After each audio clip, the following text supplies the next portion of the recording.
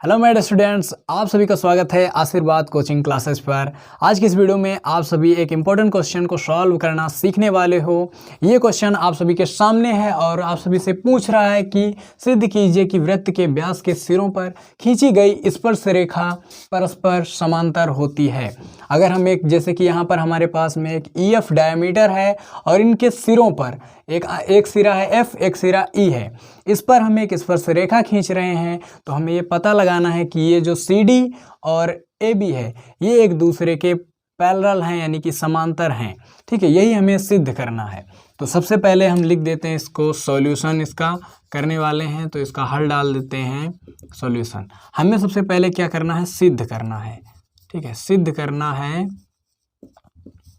सिद्ध करना है। बताइए क्या सिद्ध करना है?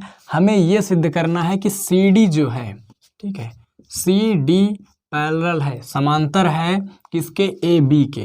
ठीक है, AB के, यही हमें प्रूव्ड करना है। सबसे पहले अब हम मान लेते हैं कि यहाँ पर कह रहा है कि वृत्त का व्यास, तो सबसे पहले हम मान लेते हैं कि माना वृत्त, ठीक है, वृत्त का व्यास, वृत्त का व्यास क्या है यहाँ पर, E और F है।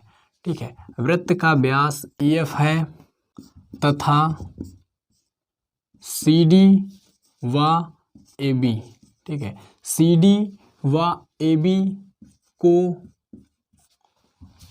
क्रम से क्या कर रही है, टच कर रही हैं। कहाँ कहाँ पर टच कर रही हैं, क्रमशः बिंदु CD वाली रेखा किस बिंदु पर इसको टच कर रही है, F पर, बिंदु F तथा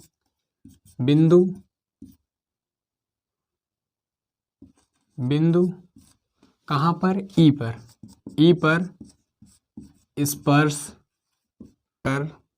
स्पर्श करते हैं। अतः CD व AB वृत्त की स्पर्श रेखाएं हैं। तो वृत्त की स्पर्श रेखाएं क्या होती हैं? वृत्त की स्पर्श रेखा जो होती है वृत्त के परिधि पर किसी एक बिंदु को टच करती हुई जाती है। जैसा कि E पर एक बार टच कर रही है तो AB क्या हुई, वृत्त की स्पर्श रेखा हुई। यहाँ पर बिंदु F पर जो CD रेखा है ये टच करती हुई जा रही है, तो इसे कहेंगे हम कि ये एक स्पर्श रेखा है। तो CD भी एक स्पर्श रेखा है। तो अतः CD व AB वृत्त की स्पर्श रेखाएं हैं। क्यों? क्योंकि जो CD है और AB है वो क्रमशः बिंदु जो वृत्त को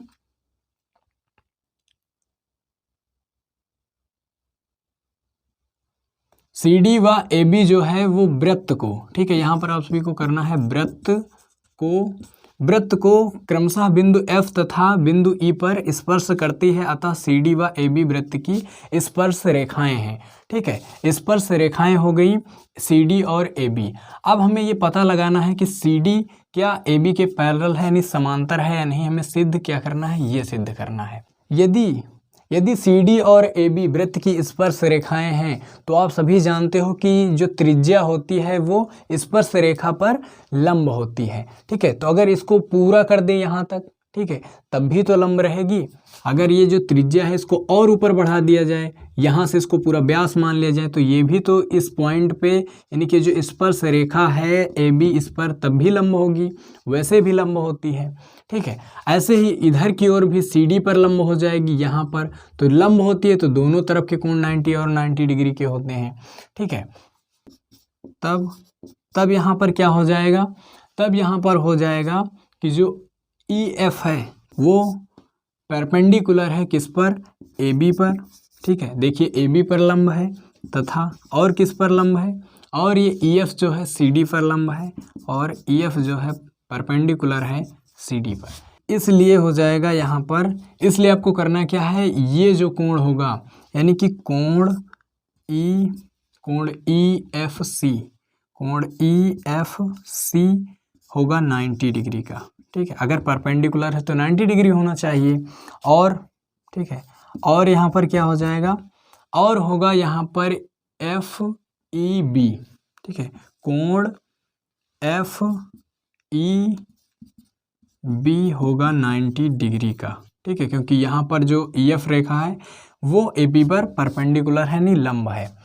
तो अगर ये दोनों कोण क्या हुए फिर आपस में बराबर होंगे, तो कोण EFC इज इक्वल टू हो जाएगा कोण FEB is equal to 90 degree. तो देखिए यहाँ पर ये कोण और ये कोण आपस में क्या है, बराबर हैं, 90 डिग्री के दोनों कोण हैं। तो ये कहाँ पर लगता है, ये दोनों कहलाएंगे फिर एकांतर कोण। एकांतर कोण क्या होते हैं, समांतर रेखाओं के बीच में ही लगते हैं, ठीक है। एकांतर कोण क्या होते हैं, समांतर रेखाओं के बीच में लगते हैं, ठीक है। तो यहाँ पर ये कोण आपस में बराबर है, क्योंकि आप सभी जानते हो कि ये दोनों कोण क्या हैं, एकांतर कोण हैं। क्या है, एकांतर कोण है, ठीक है, एकांतर कोण है। AB जो होगा वो पैरेलल हो जाएगा फिर CD के, ठीक है, क्योंकि ये जो एकांतर कोण का नियम होता है ये दो समांतर रेखाओं के बीच में लगता है।